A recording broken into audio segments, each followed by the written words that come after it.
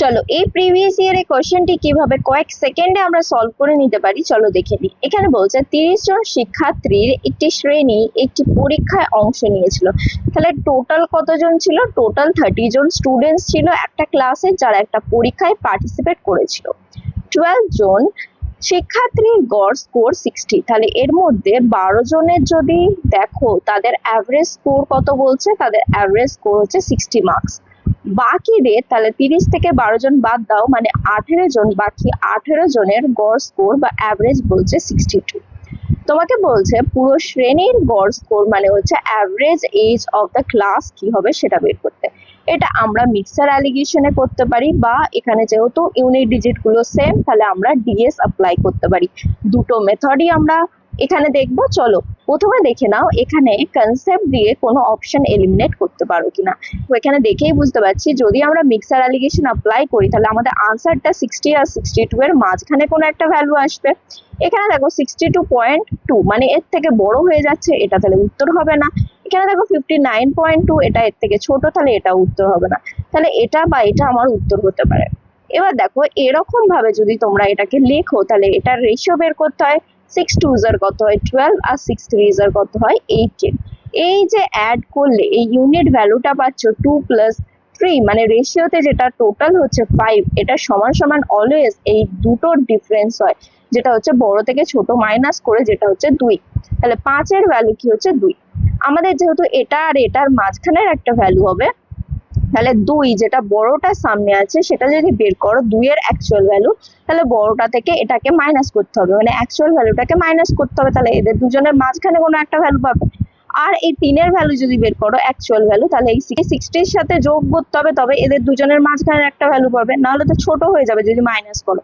তাহলে যদি আমরা 3 এর ভ্যালুটাই বের করি তাহলে 3 সমান সমান কি হয়ে যাবে 2/5 ইন্টু 3। এটা যদি ক্যালকুলেট করতে চাও ইজিলি তাহলে কি করবে 5 এর সাথে নিচেও 2 গুণ করো আর এই নিউমারেটরেও 2 গুণ করো, এখানে 10 হয়ে যাচ্ছে, মানে পয়েন্ট হয়ে যাবে উত্তরটা। এখানে 3 দুগুণে 6 6 দুগুণে 12, তাহলে 12/10 মানে হচ্ছে 1.2। তাহলে আমরা এই 3 এর অ্যাকচুয়াল ভ্যালু কি পেলাম 1.2। তাহলে এটার সাথে আমাকে এটা যোগ করতে হবে, মানে 60 + 1.2 করলে কত হচ্ছে 61.2। তাহলে আমাদের কারেক্ট আনসার হয়ে যাচ্ছে অপশন নাম্বার 4।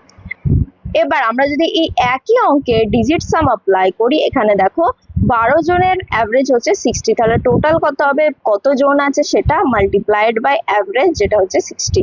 এটাই 12 জনের টোটাল হয়ে গেল মার্কস, প্লাস বাকিদের কত হচ্ছে 62, তাহলে বাকি 18 জন আছে 18 × 62, এটা কি হচ্ছে বাকি 18 জনের অ্যাভারেজ, মানে 18 জনের টোটাল পেয়ে যাচ্ছি।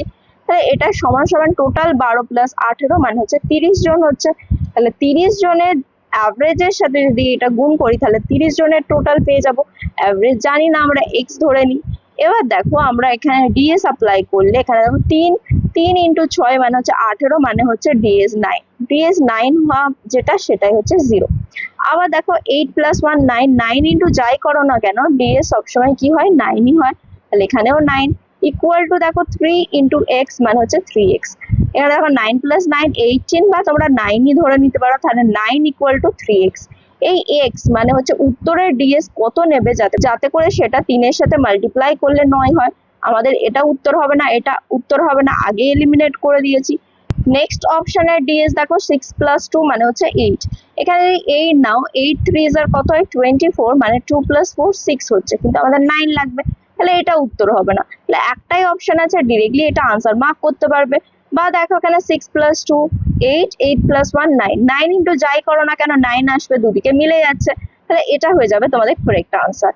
এইভাবে আগামী দিনেও যদি ট্রিক সহ কনসেপ্ট দ্বারা কিভাবে কয়েক সেকেন্ডে তোমরা পরীক্ষার খাতায় উত্তর করবে সেই ট্রিক্স গুলো জেনে নিতে চাও, তাহলে অবশ্যই যুক্ত হও গণিত বিজয়ের সাথে।